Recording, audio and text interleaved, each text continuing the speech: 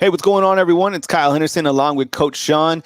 Coach Sean has his own YouTube channel. Definitely check out Coach Sean. Just My Humble Opinion Sports. Still getting going, but we're going to dive right into it. I wanted to bring on Coach yesterday, who had King Mack announce that he is committing to Alabama. Coach, what is the impact of King Mack joining Alabama? Listen, this impact is great. I wanted this kid. I won't lie to you. I was probably more high on him than any DB that we've offered in the transfer portal. This kid is young. He's a redshirt freshman. Not a lot of tape on him at Penn State because he only played sparingly because he had Mm-hmm. some dogs in front of him, right? Some very, very, very draft eligible guys playing in front of him, like most redshirt freshmen. Mm-hmm. Coming out of Fort Lauderdale, Florida, St. Thomas Aquinas. This kid's 5'11", 180 pounds. I watched his high school film in length, pretty much every year he got on there. And I'm telling you, this is not something that we wanted. I mean, we did want him, but this is a need. We needed this kid. This kid is going to play. This kid is going to play. He's going to be good for the future of Alabama. We needed this kid. And I wouldn't be shocked. If they asked this kid to play corner too. Here with Coach Sean talking about the impact of King Mack. When you start to look to Alabama's secondary coming around, I'm sure a lot of people feel more confident that you have names coming in because of the leakage that happened during the springtime. Deshaun Jones is on board, Cam Howard from Charlotte, and also you have King Mack. Specifically staying on King Mack, he is younger. He just saw special teams, but to my surprise, and when I was talking about him on the video, a lot of people feel that he could play sooner than later. That's a fact. What do you like about his tape? And, there's going to be competition aplenty in August. Yeah. What else do you like about him in terms of maybe being a corner, maybe being a star? Looks like he's a really versatile player being added to the roster. Man, listen, this kid is rangy. This is the reason why he's going to force his way onto the field at some point. He's rangy. What I mean by rangy is they had him playing on the hash mark. They had him playing a true safety. And this kid can get from hash mark to sideline in a few steps, man. He's obviously fast. I think he was a state champion in the 200 in Florida. Versatile kid, good hands. He's direct. When you watch him, he directs traffic. That means the coaches he had trusts him, right? The pros I had on him, he's rangy. He cuts the field in half. He covers a lot of ground in a little time. He played man. He played zone. He has football smarts, high football IQ. The only con I could find with him is that when they play him a little close to the line of scrimmage, he gets beat up a little bit in there. He tackles a little high.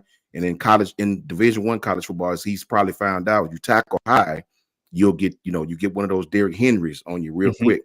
And all those things are coachable. They're coachable.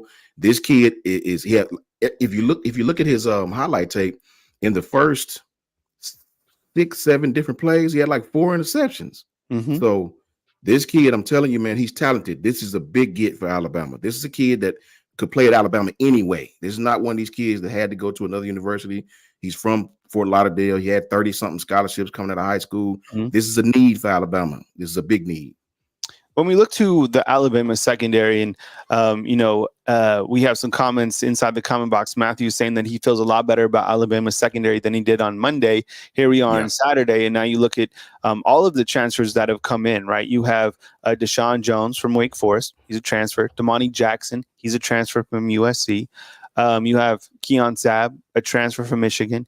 You have a transfer in Cam Howard from Charlotte. You have a transfer from Penn State and King Mack. So it's been amazing to kind of see the transfer portal and how they've utilized bringing in names. They've also brought in 2 coaches to coach up the secondary, and that is Mo Lindquist and Colin Hitchler. Hitchler will work with the safeties, Mo Lindquist kind of the overall secondary and the corners. And I think sometimes when you think about the coaching staff and the coaching detail, I like what Alabama did in that aspect. And I think Mo Lindquist specifically is a high-level coach. I would assume that he's not going to be here long because once you get an idea of just what he brings to the table, he is going to develop these players quickly. And just because these transfers are coming in, that doesn't mean that Xavier Brown, Jalil Hurley, Jalen Ibaka, that these guys are reserves. Like, they are that talented that even though these guys have actual playing experience, there's going to be competition, and the coaches are going to be able to develop them. Coach, what do you think the impact of Mo Lindquist specifically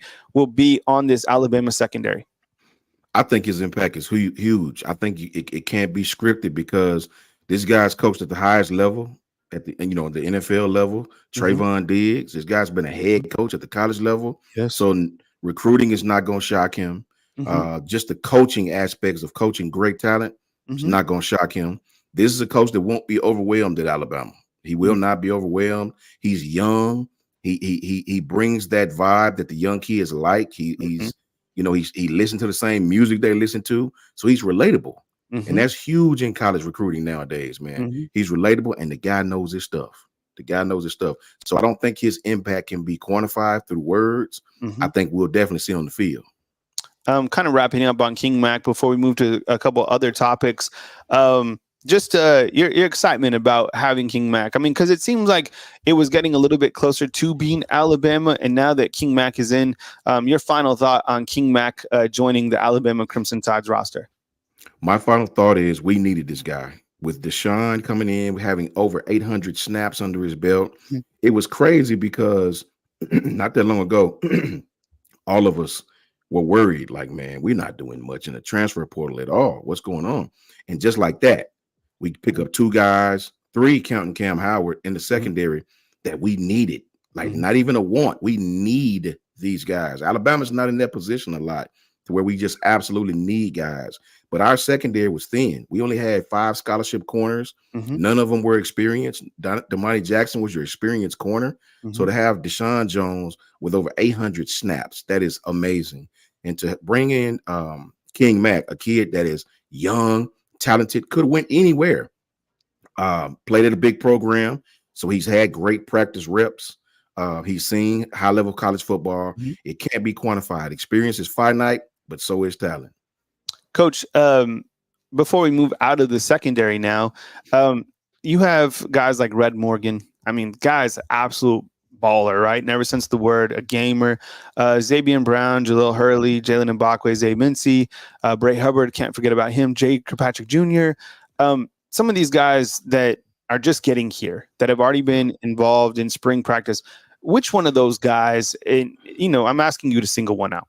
Which Yeah. one of those guys are you really excited to push for real playing time in August? For me personally, I know Red had a great season. I'm not sure he's going to start over Devontae at the end of the day. I'm not sure. For me, Mhm. it's Xavier Brown. Mhm. It's Xavier Brown for me. This kid is college ready mentally to play. Right? It's not a mental thing with Xavier if he doesn't get on the field over King or over Mhm. Deshaun. Mhm. The kid is mentally ready.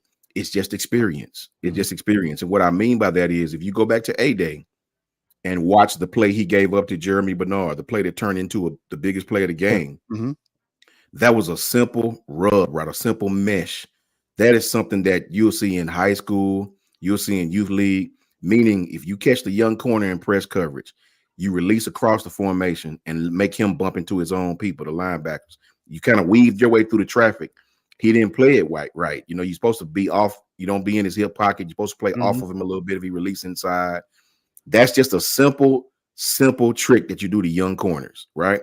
And he gave up a huge play. It wasn't that he didn't have the talent, he just doesn't have the experience. If you don't think guys like Josh Heupel, the USF coach, will do the same thing in different bunch sets, all these kind of things confuse freshmen. Hell, sometimes they confuse veterans.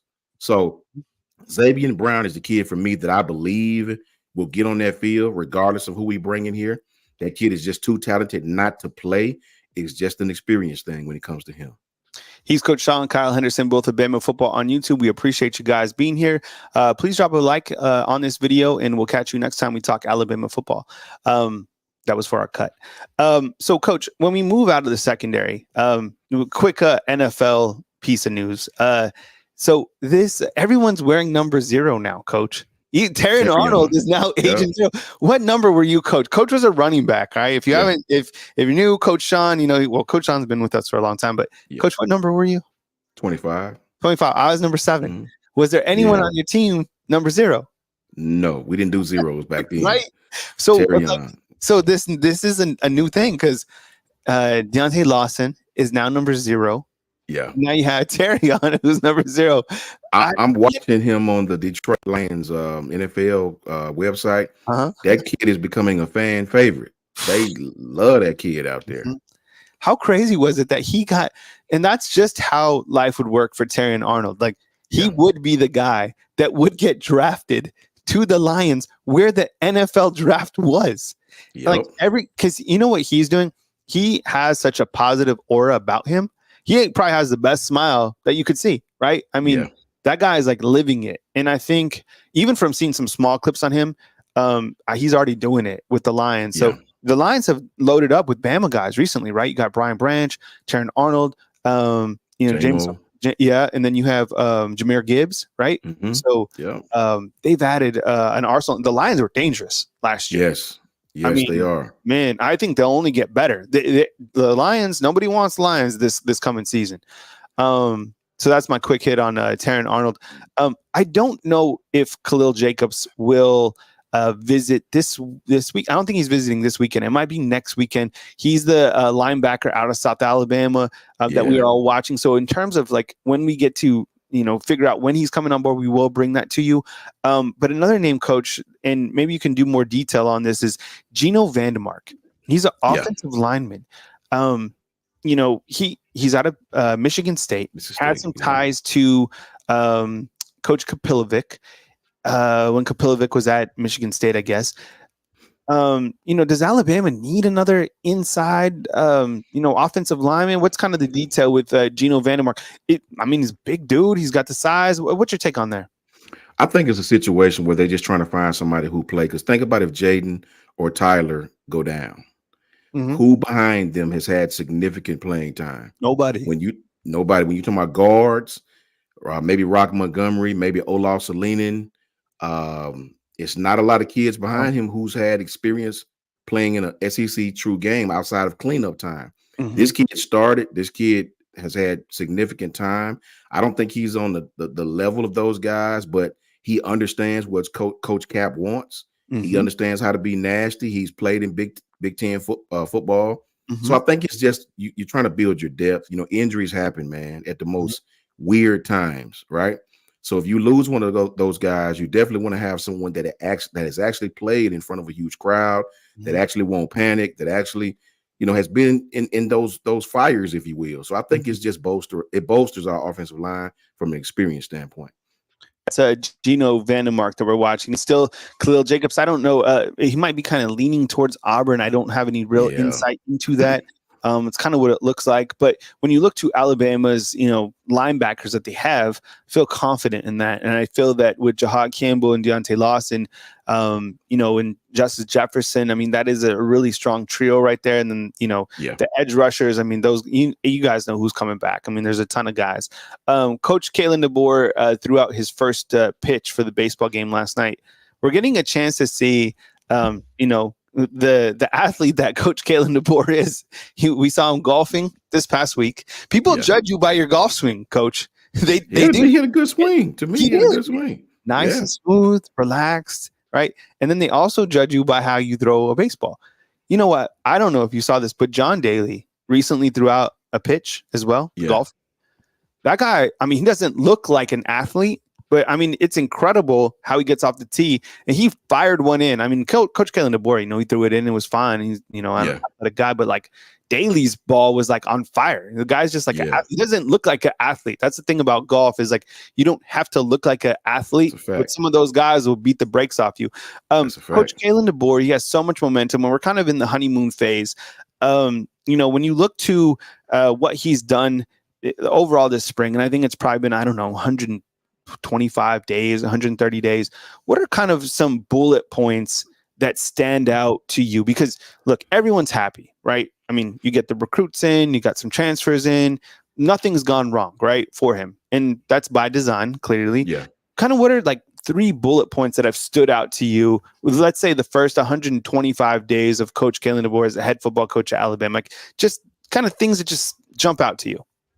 First thing that jumps out to me is he's handled the obvious very well. And what I mean by the obvious is it's not easy coming behind Coach Saban, man.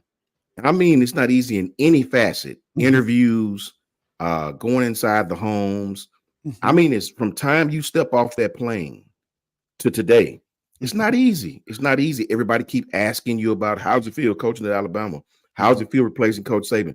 That's mhm, hard to keep a straight face and answer those questions. And you had events with Coach Saban and the crowd goes crazy. That's mhm, hard to be around. That's a little intimidating and a little that can mentally bother you. So the mhm, way he's handled following Coach Saban is one, just being the coach at Alabama, um, coming in, not trying to be Coach Saban, not trying to walk in Coach Saban's shoes. mhm, Look how he changed the A Day. Whether people loved it or not, I appreciated that he just said, you know what, I'm gonna do it this way.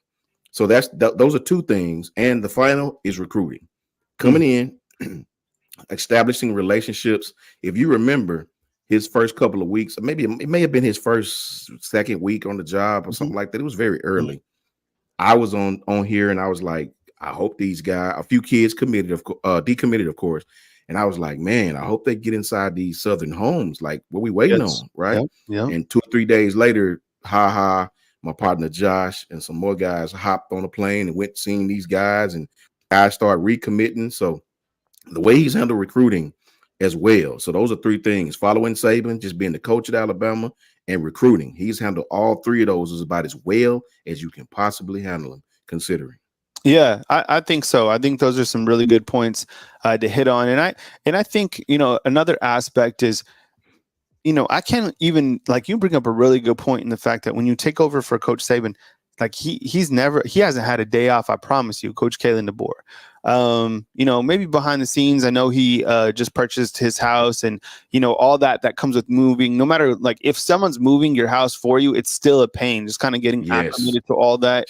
Um, and I think kind of his even kill emotional take has been really admirable because, man, who else could take over for Coach Saban?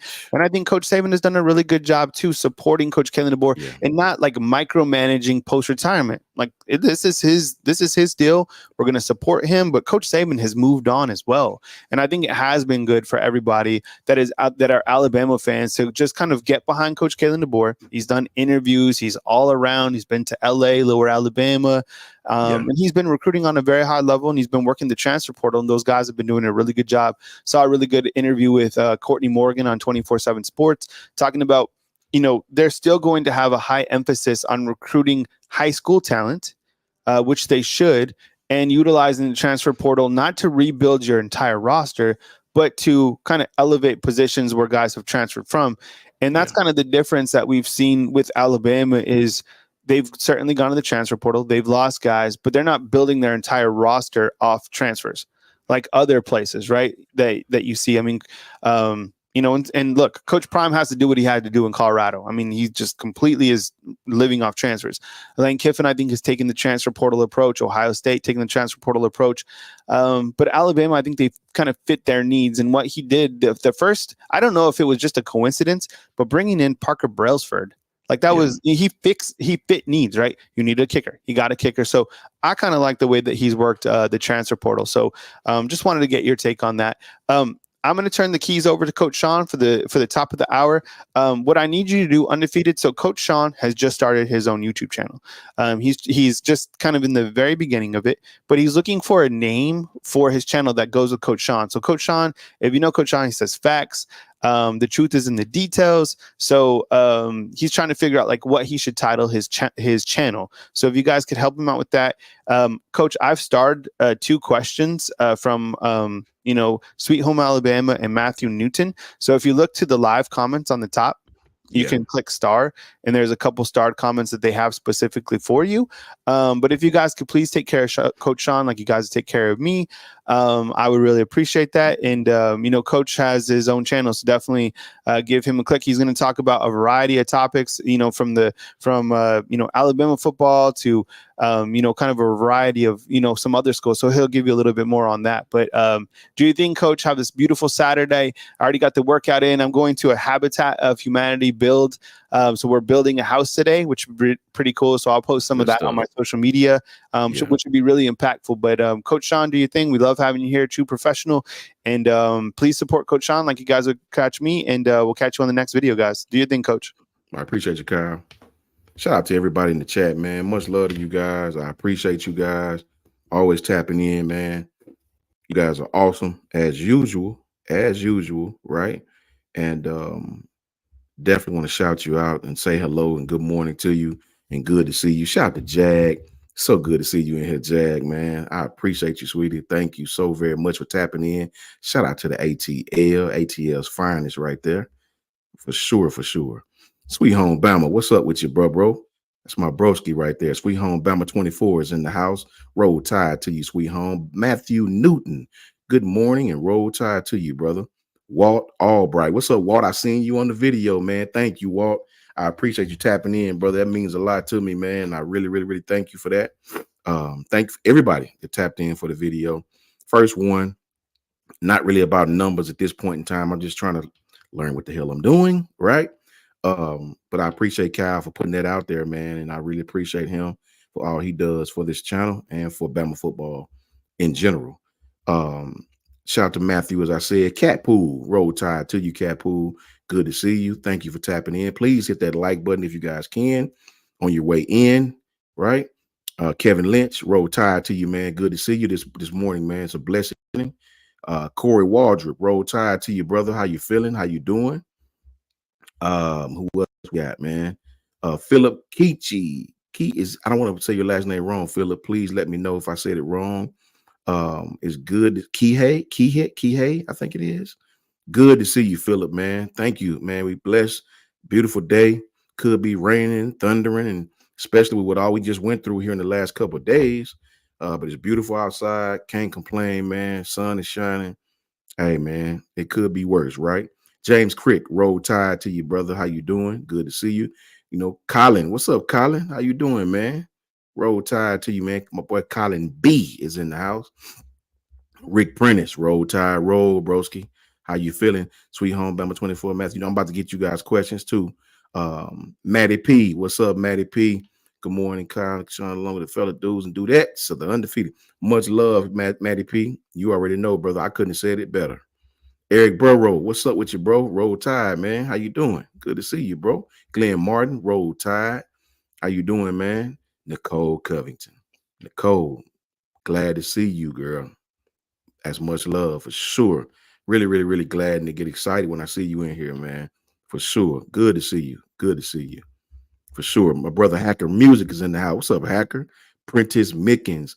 Coach Sean, you can name your channel Just My Humble Opinion. In fact, that might be good too, Prentice. I think yeah. Let me put that down, Prentice.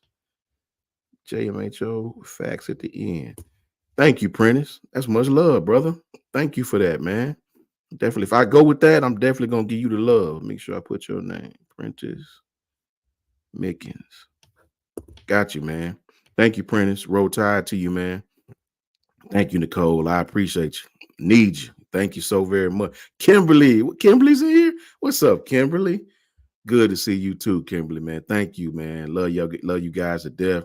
Thank you for tapping in. I appreciate you so very much. My brother Philip right there. Philip, when you tell me how to pronounce your last name, I'm gonna say your last name. I don't want to disrespect you and say it wrong, man. Much love to Philip for tapping in, man. Cornelius Jelks is in here. What's up, Cornelius? Sam is in here. Oliver Beard is in here. Roll Tide. What's up, Sam? How you doing, man? Bama Unfiltered is the new name. Hey, I like that too. Bama Unfiltered. I like that, man. You guys are awesome, dude. That's good stuff. Man, that's what's up, man. Thank you, Sam. Tim Nolan. What's up, Tim? How you doing, man? Good to see you up here this morning, man. OG Goat is in here. I like that name. OG Goat. What's up with you, brother? Good to see you, man. Roll Tide, Kevin. You already know, man. Thank you, Kimberly. Much, much love. King Family Reacts. What's up, KFR? Man, it's good to see you, brother. Thank you for tapping in, man. Thank you for tapping in. Roll Tide to you, man. Much love to KFR, man. Much, much love. Beer Cans and Baddies. What's up, Beer Cans and Baddies? Boy, I ain't seen you in a minute. Shout out to the University of Georgia and the brother Beer Cans and Baddies. Hadn't seen Beer Cans in a while, man. That's usually him. Beer Cans we usually go back and forth with Beer Cans, man. Love Beer Cans though, bro. He's just a true Georgia fan. I like Beer Cans because he stands behind his team, and that's just what it is. Shout out to Beer Cans and Baddies, and shout out to the University of Georgia too, Beer Cans for sure, bro. Um, I live in Madison, Kevin. I live in Madison, about 5 minutes from Huntsville. You know, it's actually Huntsville, but the street over is Madison. That's what's crazy. It's really Huntsville, to be honest. But you know, Madison want their own, kind of like Hoover and Birmingham. Remember how Hoover was really Birmingham back in the day, but Hoover wanted its own, you know, state funds, and you know, Hoover wanted to be its own city so they can get their own thing going. Madison is like that too, especially where I live at in Madison. I mean, it's crazy because the house is right down the street or Huntsville. So it's crazy, man. Um, yeah, Kevin, you know, it's big things going, man. So check it out, guys. Um, few things, not gonna worry you long, but few things this morning, guys. Um, King Mack again, guys. Um, yeah, me too, beer cans, man. Me too, man. You know, I think our matchup with you guys might be the most watched game probably since the national champion, or probably since the semifinals. It was more people to watch the Bama and Michigan game than it was the Washington and Michigan game. It was 19 million to watch the Washington and Michigan. It was 26.5 million to watch the Bama and Michigan. So that Georgia Bama game, everybody will tune into that game, even the people that say they don't like us, even the people that say they don't like Georgia, they don't like Bama, they don't like the SEC, they'll tune into that game. If you're a football fan, you have to tune into that game. It compels you to tune into that game. You won't be able to not watch it if you're a football fan, right? So yeah, man. Yeah, beer cans, come on through, man. We talk our stuff, man. We get at each other pretty good, but it's all SEC, bro. You know, at the end of the day, if I can't win, if can't nobody, if Bama can't win, then I'm gonna pull for Georgia. I don't care. I'm gonna pull for somebody in our conference, as long as it ain't Tennessee. You know what I'm saying? I can't pull for Tennessee. Can't do it. Won't do it. Yeah, it'll make my damn teeth fall out if I pull for them. That will never happen in eternity with a capital E. Beer cans and baddies. I'm a certified. I'm not gonna call myself a Tennessee hater, because a hater is giving off the vibe that I hate on their success. I just dislike Tennessee extremely bad. I'm that guy, beer cans. I'd rather lose to Auburn than lose to Tennessee. Auburn, if they win a time or two, it just like it ain't that big of a deal. It's just like a little gnat in my ear. You just, okay, you won, whatever. Nobody cares, right? But if Tennessee wins, beer cans, I physically feel like I have polio. No lie. You understand? My skin peels off, man. They took their goal outside of their stadium and took it to a damn river. That bothered me, beer cans. Like, I don't usually get tore up like that about wins and losses. I played this game too long, but that Tennessee loss, it physically did something to me, beer cans. Like I was physically sick, you know, for about a month after that game. So yeah, we won't be pulling for them, but everybody else in the SEC, bro, I'm just that kind of guy. I want the SEC to always win. You know, if we can't win, I want somebody else in our conference to win, because it always feels like, even if Bama don't win or Georgia don't win, if LSU wins, if somebody in our conference wins, we can tiny a bit beat our chest still and say SEC, SEC. That's just me though. That's just me. JG, what's up, bro? Good to see you, man. Good to see you, bro. See Bama, what's up, man? How you guys doing this morning, man? Good to see you guys, man. Yeah, that's me, Nicole. I just, I know that some fans aren't like that.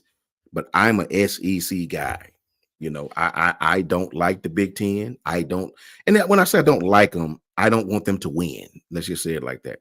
I don't want the ACC to win. I don't want the Big 12 to win. I want the SEC to win every damn championship. Every single last one. I want the world to know we are the best conference. We've been the best conference. We put the most players in the NFL. We have the most Pro Bowlers. Bama has had the most Pro Bowlers for 3 years straight. We have the most All Pros. You could make an entire team of Bama and Georgia people and put them on one squad, offense and defense, in the NFL, right? And this is a whole fact. This is an entire fact. So that's what I enjoy about it. I don't like when the Big Ten wins, because we never, ever can live it down. They still talking about 2014. Our freshmen were 8 years old in 2014. They still talking about 2014. So that's just my spiel right quick. I didn't mean to get off on a tangent. Yeah, facts, beer cans, they mustard throwers. You know, they different, man. They different. Don't get me on my Tennessee soapbox, man. Those cats are different than any other fan base, man. They just are to me. Like they care more about Bama losing than their own team winning. And to me, that's when you know your culture's ass backwards, right? No, you're bass backwards at that point in time. You will peek over to Alabama to make sure they're losing. If your team loses, you more happy that we lost instead of that you lost. To me, I pray Alabama never come or Georgia or LSU, another big powers in the SEC ever become like that. Sure, we want to beat up on each other. Sure, we want to talk to each other and get at each other pretty good, but we never want to worry about our team, another team winning or losing more than our own. Right? Does that make sense? I think when you win championships like Bama, like Georgia, like LSU has, I think your culture's intact the way it's supposed to be. We want to win. We want to kick everybody's ass, period. And that's just what it is. Right? If you win or lose, we'll talk, ha ha ha ha, but we don't care. We want to win. We ain't worry about what you're doing. We want to win. So I think if you like that, you okay, right? It's the Tennessee people, even though we got our asses whipped. If Bama loses, my day is great. No, you're confused and misled, right? You lost. You should worry about that because you've won nothing. You've won nothing in a multitude of years. So that's why I'm glad that our cultures are what the way they are. You know, shout out to all the top schools. Shout out to the SEC period, all but that one. Shout out to Corey Waldron. What's up, Corey? How you doing, man? My brother Adam Lamparillo. Yeah, I can't do Tennessee, Adam. I could do an entire segment on why I dislike these cats. You know, their fans are just different. I don't like all them damn heels. You know, when I go up there, you know, it just, I don't know. It's just, I mean, I pulled up in Knoxville one day on some other stuff, some business. They seen the Bama tag, and man, I cannot tell you how many people was driving by honking the horn, sticking me a bird. Like, how do you even know I'm from Bama? You know, still, but you just assume because you seen a tag, like you didn't even take the time to. So I don't know. Me and Tennessee will never be on the same page. I asked the chat one other time, guys, really quickly. Name the school. It can't be two. It can't be two beer cans. It got to be one. What's the school that if you had to go 11-1 on regular season, if the good Lord said, I'm gonna allow y'all to go 11-1, what is the school that you cannot lose to? Right? Meaning you have to lose to one other one at some point. It's definitely Tennessee for me. It's definitely Tennessee. I'll lose to Auburn every day, all day. I cannot lose to Tennessee. That's just me, though. Yeah, JG, they something different up there, man. They something different. Eric Burrow, I feel you. Yeah, the little 10, that's what I call them. You know what I mean? Shout out to Michael. What's up, Michael? Roll Tide to you, brother. Good to see you. Good to see you, man. Thank you for coming. Byron Walker, Roll Tide, man. How you doing, brother? Good to see you. Thank you, JG. Thank you, Jag. Tap in with me if you get a chance. Just go to YouTube and type in JMHO, just my humble opinion, sports talk, and scroll down. You should see it. You know, it's doing well. You know, like I say, it ain't really about the numbers right now for me. I just want to talk football, man. I want to kind of get my own groove, and because I like doing some different things. I want to cover my own university some, you know what I mean? I want to get with other panelists from other fan bases that I got friends at Arkansas. I got friends at Texas, and you know, get on panel and talk Bama football with them and compare notes and you know, just you know how it is, man. I big shout out to Kyle and T, and you know, much love to Bama football on YouTube right here. And that's what it is, you know what I mean? But I don't want to, I kind of want to do my own thing a little bit so that way I can kind of steer left a little bit and do some different things, you know, all while keeping grounded and just see how it works out. You know, just talk football, man. Not about the numbers for me, it's just about talking football. That's what I love to do. That's what I started doing, and that's what I'm gonna try to continue to do. So, a few things, guys, really quickly. Been checking out a lot about our roster, man, and how well Alabama navigates this crazy schedule we got coming up. This schedule is going to be pretty serious, man. When you look at everything that we got coming to Tuscaloosa and look at the road trips that we have, it's going to be kind of crazy. I really believe it's going to be kind of crazy, man. When you really break it down and look at the Western Kentucky game, that game shouldn't be close, right? We all know how football is.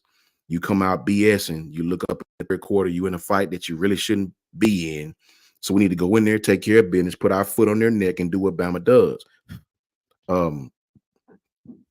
Excuse me. The USF game. Now we know the USF game is that's Tennessee's former offensive coordinator. We lost to them in Tennessee on a humbug BS call when they caught that pass interference 2 years ago against Kool-Aid. The game was over. We won. Kool-Aid intercepts the ball. The game is over. You called pass interference and gave Tennessee another chance. And we all know how that ended, right? This guy gave us problems last year, but that was a different team. We were discombobulated. We didn't have our quarterback. The team sort of was trying to make a point to tell coach and tell the fans, look, we know who our quarterback is respectfully at that time, and we're not laying down, but we're not gonna lose to this team, but we're gonna. It's sloppy. It was sloppy, man. So I do think the team is gonna have a chip on their shoulder when USF come in here.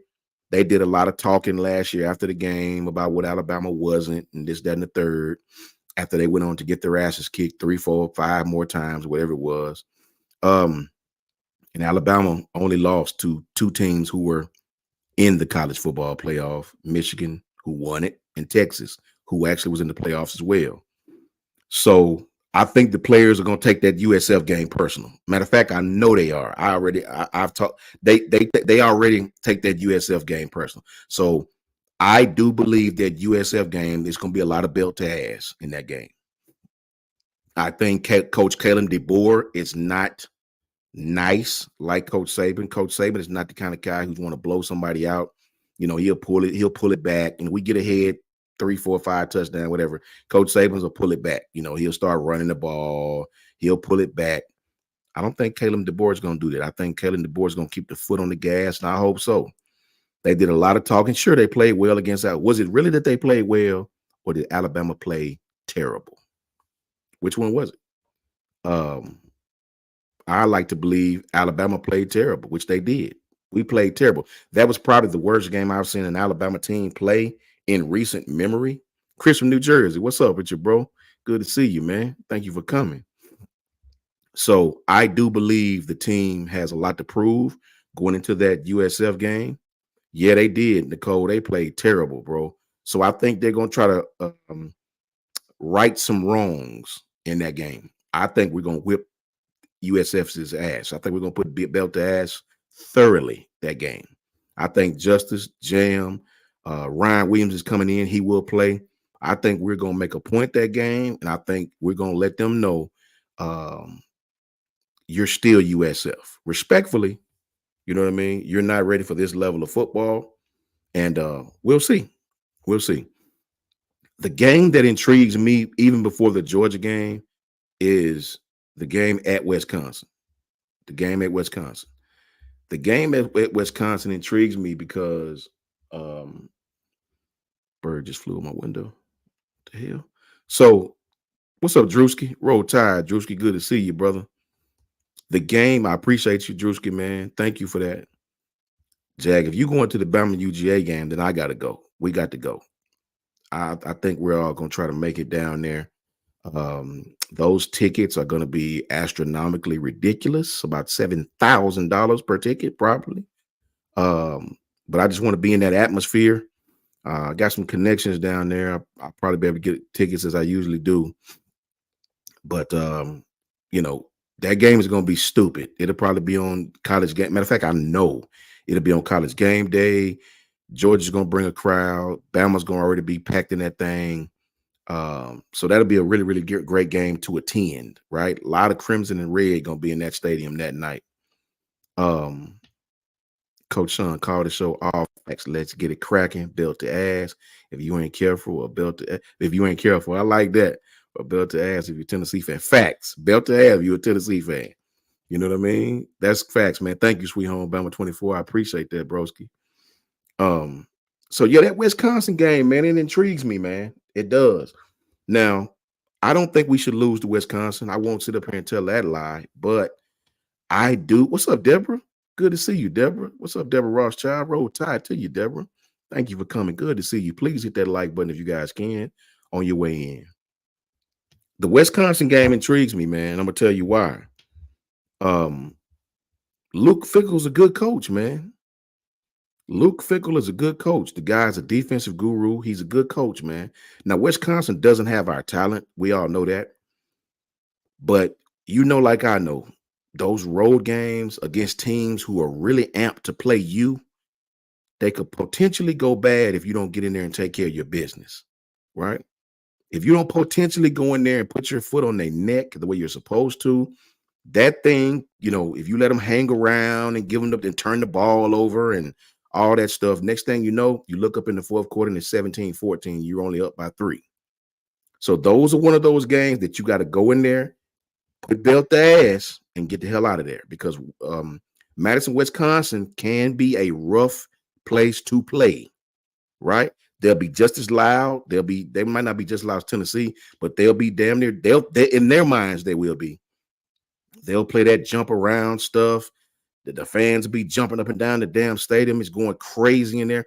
Madison, Wisconsin is a top 10 road vibe, road, game to play. Their crowd is very good, man. You look at their home record, is much better than their away record. So that's a game that we don't need to play around with, man. I always fear road games against teams that want to measure themselves against Alabama. The LSU road games, we know their crowd gonna be loud, but they're not really trying to measure themselves because they just want to beat Alabama. Georgia, they're not gonna measure, they just want to beat Alabama. Those road games don't scare me as much because I know it's gonna be straight up football. It is what it is. I'm talking about the teams that play above their head. The teams like Wisconsin, the teams like Tennessee, the teams that you should beat 99 times out of 99, right? But we made a few mistakes, and they're just amped to play Alabama because we beat Alabama.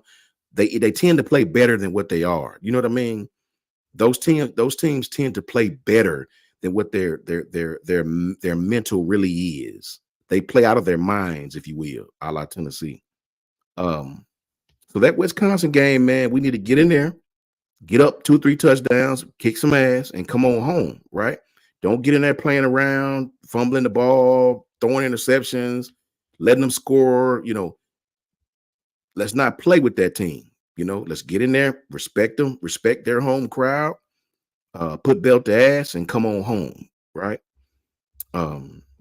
What's up, John Gilmore? How you doing, man? Roll Tide to you, John. Hey, Rat, what's up with you, bro? How you feeling, man? With the DBs we've got in the portal, what spot should Bama be looking to plus up? Hey, Rat, if you're looking for what depth, we need still interior offensive line. You can't go wrong with linebackers, even though we got linebackers. I don't think you can ever go wrong, with linebackers. We know Jihad Campbell got dinged up. Deontay Lawson was also missed games last year. We got Jeremiah Alexander, we got Justin Jefferson, but I still would be okay. Got some young linebackers in the room who hadn't played. I'd love to get an inside linebacker who's a vet, like the Jaleel kid, Mack kid, Leonard, whatever his name is, from South Alabama. Love to get that kid. Love to get an interior offensive lineman. I think we should be good then. I don't think we had that many spots left, by the way, too. Cornelius said a stampede. Yeah, the elephants. I like that, Cornelius. I like that, brother. John Gilmore. What's up, John Gilmore? Yeah, they got to improve. I did a video about that, John. Let me say this before I get back to the schedule. Our offensive line is the most important group on this team. If they do not play well in this new scheme, our team is going to struggle. Point blank, period. If the offensive line play well, Alabama is going to dominate some people and really, really, really open some eyes. And that's just what it is. We go from a power scheme, gap scheme, to a pin and pull scheme, right? A down blocking pin and pull counter scheme. Totally different schemes. I mean, as far as California is from New York, at two different ends of the spectrum, we go from no movement to nothing but movement, right? So you're right. That offensive line and the way they adapt will be key. This is why I said this fall camp may be the most important in recent memory for the University of Alabama, at least in 17 years. This fall camp will make or break the University of Alabama, because this fall camp, you'll tell who play where, who do what, and how they go about their business. This fall camp would be very important. That Wisconsin game is going to be tough, man. We get out of that on the road. We'll face some adversity. We'll face some ups and downs that will prepare us for the next game.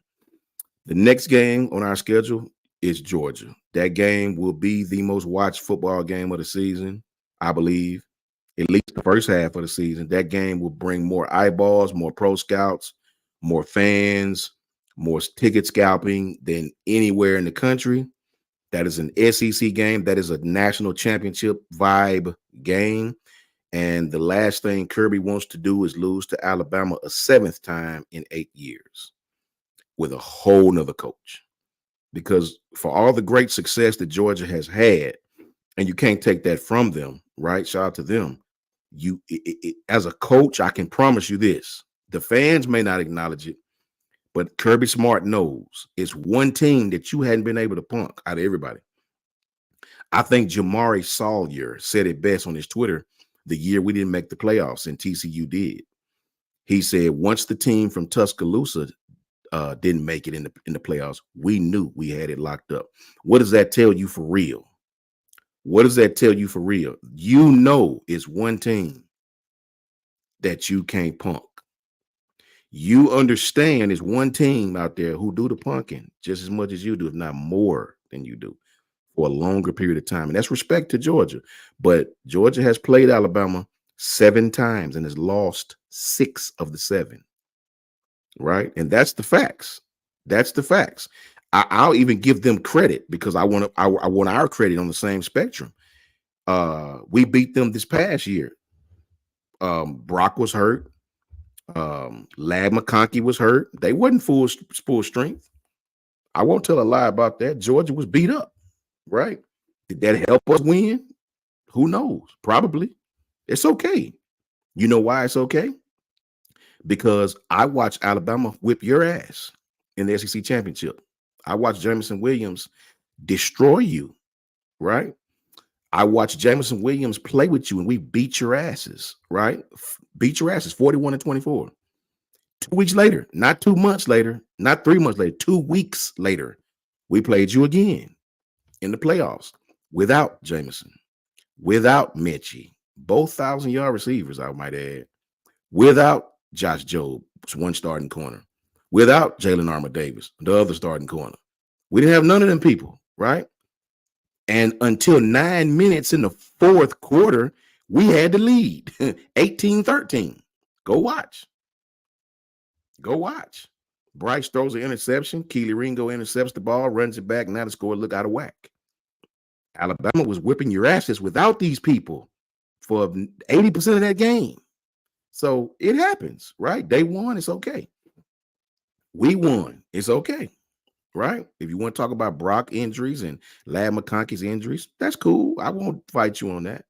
If you want to say that contributed to Alabama beating you, okay, no problem. But if you're going to do that, then you talk about Jamison Williams not being there. And remember, our year, we actually played you and whipped your asses with Jamison. We turn around and play you again in 2 weeks without him, and we lose. So I think our argument holds to form. We actually played you. There's no what ifs about it. We beat your asses. We played you in the championship game in Atlanta, whipped your asses again, right? Played you again without J-Mo. Played you again without him. He got hurt. And when he got hurt, the kid had 6 catches for 70 yards when he got hurt. So that was an ass whooping coming again. So we can say what you want to say, but the truth is in the details. You know? So shout out to Georgia, though. That game will be outstanding. I'm gonna try to make it a Tuscaloosa for that game. That game will be epic. Kirby does not want to lose to Bama a 7th time in 8 tries. That'll be bad, bad, bad, bad. As far as the mental when it comes to Alabama. We got Vanderbilt next. We know how that go. South Carolina will be a challenging game for a little while. I'm happy that's at Tuscaloosa. South Carolina play different at home. I'm enjoying having them come to Bama. Then business is gonna pick up again. We got to go to Tennessee. That place will be on 55 on a scale of 1 to 10, if you know what I mean. They'll be on 55 to play Alabama. They'll play above their head. They'll play, just because it's Alabama, they'll put all their eggs in one basket. They'll play well because it's Alabama at Tennessee, right? That's a game that we better not lose, right? I'll keep it rated PG. What's up, Ronnie? Roll Tide to you, Ronnie. How you feeling, bro?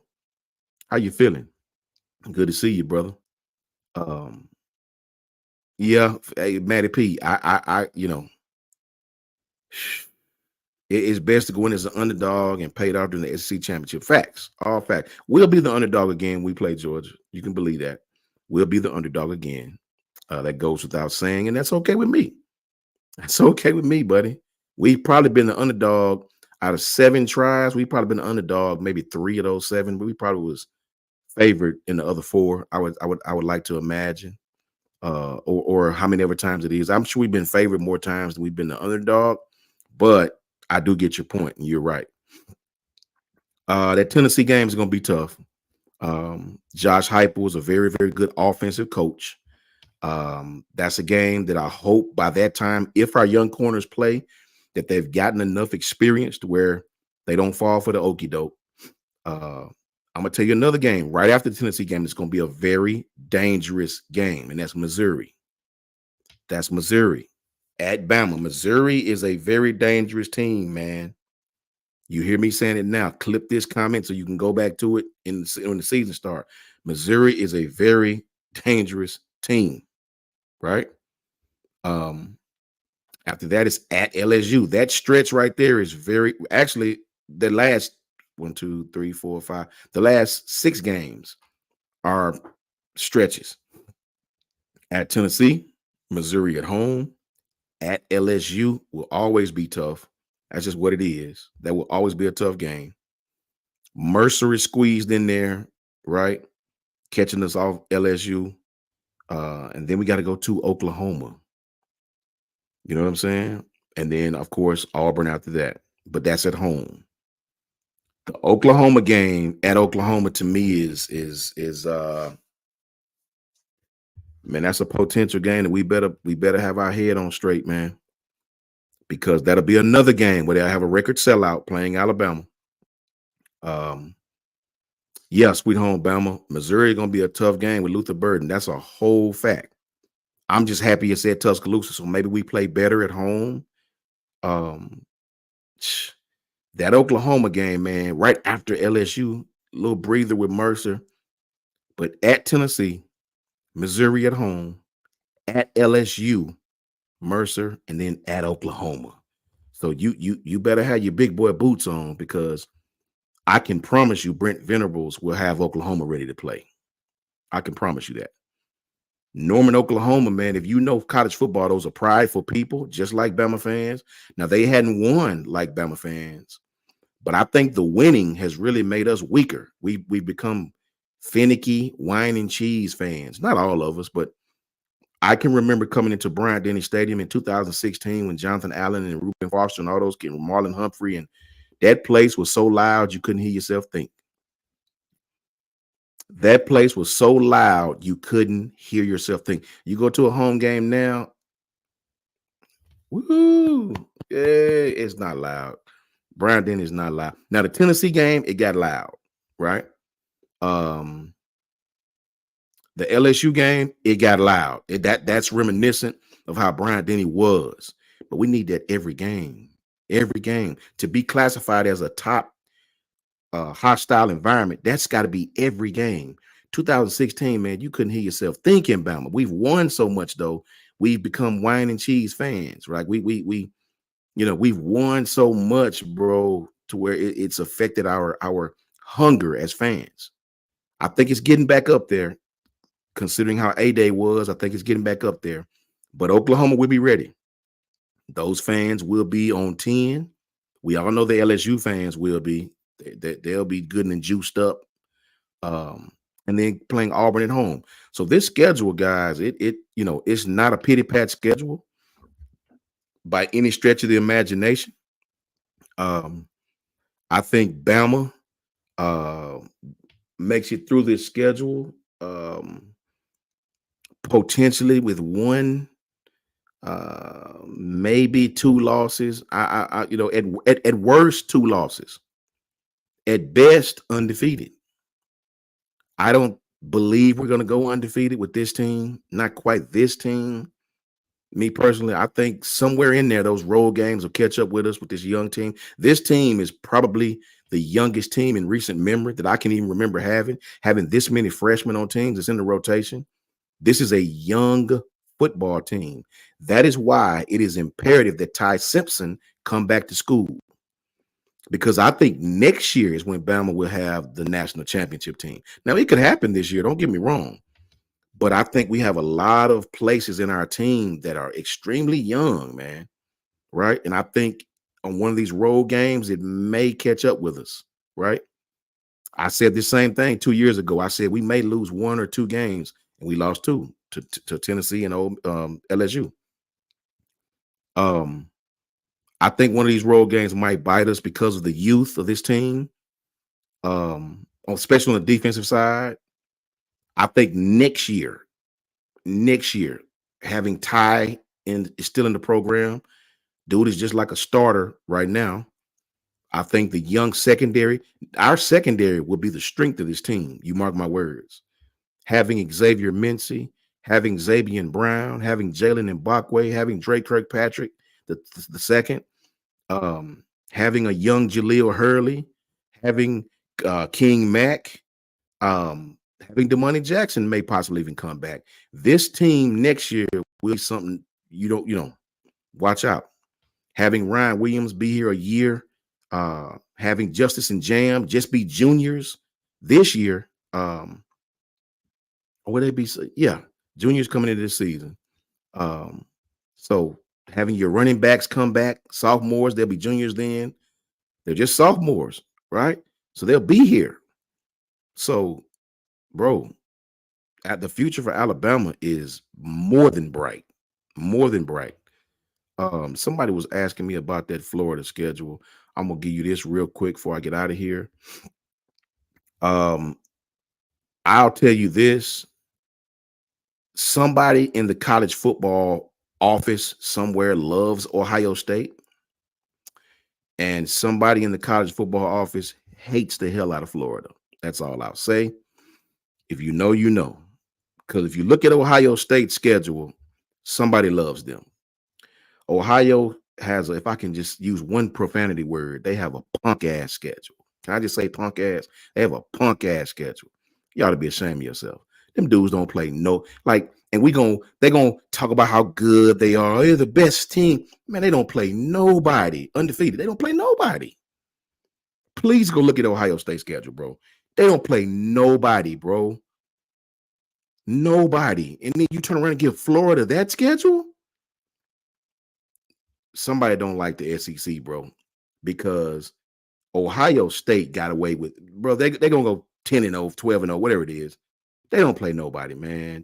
Michigan's not gonna beat them this year. Michigan lost so many people. They lost half their football team. They don't play nobody, guys. I mean, they don't play nobody, man. They don't. I think the best team they play is Oregon. They play one good, tough team. It's crazy, man. Florida, on the other hand, Billy Napier must have pissed on somebody's porch because these dudes, this may possibly be, what's up, JLB? How you doing, man? Ella Jackson, how you doing, man? They play Michigan, who's going to suck. They play Penn State, who always sucks. and they play Oregon, who's going to be pretty good. They play USC. The last two teams that you name ain't even worth saying. They're 8-4 every year, right, Ella? So when you look at just those teams you just gave us, Penn State is Kentucky. Kentucky beat them in the bowl game every year. Penn State is Kentucky. Michigan, great team, national championship. They lost probably 25, 30 people off that team. 18 seniors, 14 draft eligible guys. That's not going to be the same Michigan team by no stretch of the imagination. The quarterback's gone, the receiver's gone, one of their best running backs gone, 3 or 5 offensive linemen is gone, half that defense is gone. So when you look at just those teams you gave me, Oregon would be a pretty good football team. Pretty good. The rest of those teams are terrible. Absolutely terrible. I want you to think about this if you think that's tough. USC suck. They always suck. Their stadium's empty. They go 8-4. They pay all these kids. It's beautiful out there, and you still suck. Washington, without Kalen DeBoer, without 24 people gone, that's not going to be Washington from Kalen DeBoer era. Trust and believe that. You already know, JLB. You already know, bro. Facts, Jag. Ryan Day just might keep his job. Exactly. But that's crazy schedule. Like, how does the college football playoff allow them to get away with that, man? Like, you have a 1, maybe 2 game season every season, right? While Bama around here and got to play Georgia in the SEC championship at LSU. Ole Miss on a regular schedule year. We don't play them this year, of course. Oklahoma, Texas, all these different teams, man. Listen to this schedule, guys, for Florida. And then you think about what Ohio State plays. Florida plays, they start off with their rival, who's going to be pretty damn good. Miami, right? Okay, that's a tough game. Cool. Everybody open up with a tough game. No problem. Then they got Sanford. Little breather, right? Then they hop right into SEC play. They got Texas A&M. I'm not sure if that's at Texas A&M or not. Okay, Florida must be the boss. Okay, so that'll be at home against Texas A&M, on the road against Mississippi State, at home against a Central Florida team that probably would have beat them last year. Since Florida's got a good team, I wouldn't want to play them. That's one of those squads that's like Cincinnati was a few years ago. They're in the Big 12 now. They're a Power 5 school. They might mess around and beat Florida, man. I'm serious. Then they got Tennessee on the road. Then here comes this part of the schedule. That was the easy part, right? Listen to this. They got Kentucky at home, Georgia in the what you call that in Jacksonville, in the cocktail party.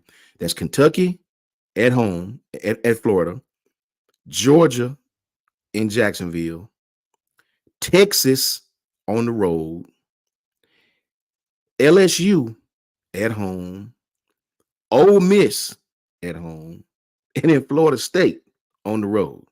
So look at their last 6-7 games, brother. A Kentucky team that's going to beat them, a Georgia team that's going to beat them, a Texas team that's going to beat them, a LSU team that may possibly beat them, a Ole Miss team is definitely going to beat them, and a Florida State team that has the opportunity to beat them. Man, and that's on top of the Central Florida game, which they might lose, the Mississippi State game, the Texas A&M game, and the Miami game. You know what I'm saying? Bro, somebody don't like Billy Napier. Why you got Ohio State playing the teams they play? That man got to go through that schedule. It's like he got one game on the entire schedule that I see he could possibly really win. That's Sanford. You might not beat Florida State. You might not beat Miami. You might not beat Texas A&M, LSU, Texas, Georgia, or Kentucky. Bro, shout out to Florida, bro. If they go 8-4 on that schedule, they should build a statue, like Coach Jay said. They should build a statue, or to like Ty said, they should build a statue of Billy Napier outside their stadium. That's the toughest schedule I've seen any college team have to play from front to back, man. That's a whole fact. Let me tell you this schedule before I get out of here. We just talked about Florida's schedule. Here's Ohio State's schedule. Let me look at you first, just in case any Bucknut fans in here. Everybody else opening up, first with the first or second game or third game being tough. Listen to who they open up with on the first 3 games. We got Wisconsin and Georgia within our first 4 games. Florida around here got Miami and Texas A&M. Ohio State now this school's tough. They got to play Akron. You know what I'm saying? They got Akron first game. Western Michigan second game. I guess that's Western Michigan. WMU. Who the hell's that? Western Michigan, Western Mississippi, Western freaking Montana. I don't know. WMU, whoever the hell that is. Bet you can't tell me what their mascot is, because I damn sure can't. Right? WMU, the second game. So you got Akron, then WMU. Oh, then you got a powerhouse after that. Oh, now hold up, hold your damn seats for this one. They got Marshall after that. So the first 3 games of Ohio State, where everybody else playing big boy competition, we got Wisconsin and Georgia, right? They get Akron, WMU, whatever the hell that is, Marshall. Oh, we got a Big Ten school. They got a Big Ten school after that. They got losing record Michigan State. Then they got Iowa. Shout out to Caden Proctor, by the way. Then finally they got Oregon at Eugene, Oregon. I hope Oregon whipped their asses. I just hope Oregon beat them like they stole something. I ain't gonna lie. Right? Then they got Oregon. Then they got Nebraska. Team that Colorado beat. Excuse me. Then they got Penn State, team that Ohio State seems to always beat. They got Kentucky number 2. Then they got Purdue, Mississippi State number 2. Then they got Vandy, Northwestern. Then they got Indiana, team that only won 4 games. And then they got Michigan, the defending champions, who lost everybody. That is the weakest schedule in the country, bro. Right? They're going to be undefeated through all these games. That's why I hope Oregon beat them. That's the only competition I see on this schedule, bro. While Florida plays that schedule, you give these guys get to play that. Bro. Nebraska, Michigan State, Marshall, WMU, Akron. Yes, it's pathetic, Adam. I know Billy's somewhere scratching his damn head like, you know what I'm saying? I'm speechless, right? They play one tough game. All facts, Ronnie. All facts. They play Oregon. When you look at this schedule, now they're going to rank Penn State just to say, the powers that be are going to rank Penn State just to say, well, Penn State was ranked. You know how they do every year. Penn State be ranked. They don't play nobody. And all the good teams they play, they get their asses kicked. Then they go to the bowl game, play Kentucky, and lose, right? They do it every year.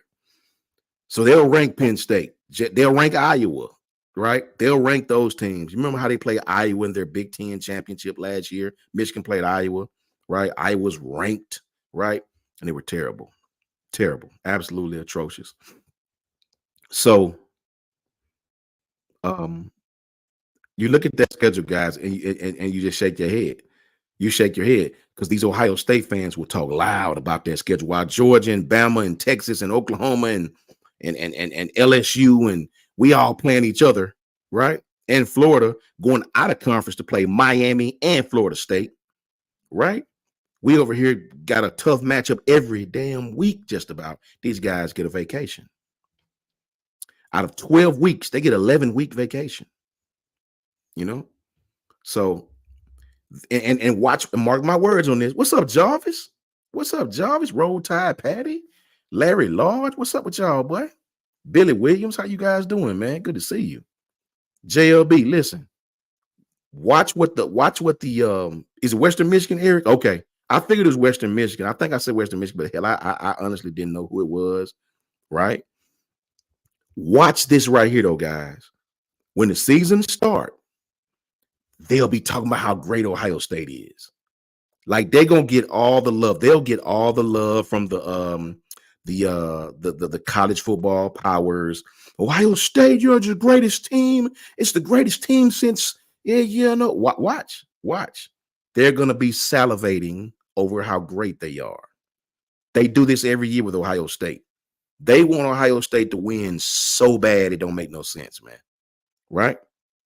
So they'll be salivating over this team as they beat up on Akron and Western Michigan and Marshall and Purdue and Michigan State, these losing record teams, and Northwestern, a la Vandy, and Indiana, who had a worse record than them, and and Michigan, who lost the whole daggone team. So they'll talk about this will be the best team in the history. That's why I'm praying that Oregon puts belt to ass.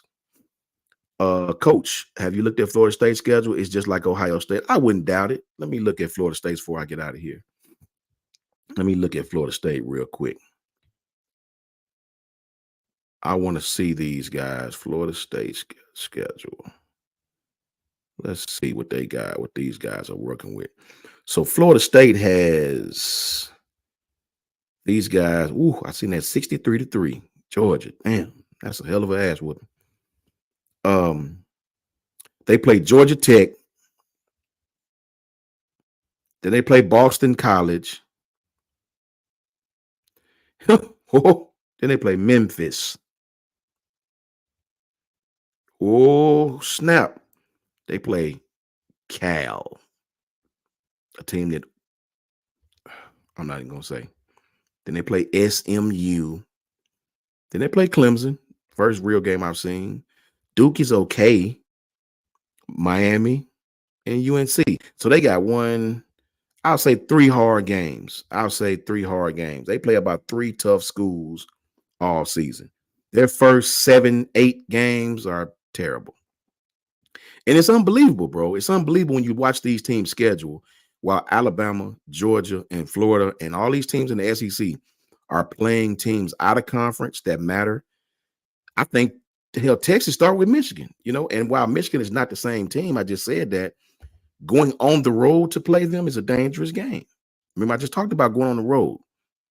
They could have easily scheduled Hubba Bubba University. They scheduled Michigan, on the road. When's the last time you seen Ohio State play an SEC team on the road? Or hell, anywhere? Because the last 6, 7 times I've seen Ohio State, the SEC has put belt to ass, right? They keep bringing up 2014 when that's 10 years ago, brother. The freshmen on our teams were 8 years old then. They have no recollection of you winning anything, nothing. And it's just a straight up truth. It's no disrespect. I don't want Cardell Jones tweeting me. No disrespect. But the truth is in the details, man. The truth is in the details of it, right? So, yeah, Jarvis B2A. You already know, man. So, case in point, and we're wrapping up saying, guys, these other teams don't really play teams like we play here in the SEC. The competition is not the same, no matter how they want to chalk it up. When you get a team from the SEC that's 9-0, 10-0, 12-0, 11-0, whatever the case may be, it means something. It better mean something, because going through this conference is no easy task. It's no easy task. You go from Tennessee to Missouri, from Missouri to LSU, from LSU to Oklahoma, from Oklahoma to Auburn. No team I just seen outside of Florida has that type of stretch of games, right? That the SEC has. So it is what it is, guys, right? We just got to beat Bama and take care of our business, man. Shout out to all the undefeated, man. You guys have been great as you usually are.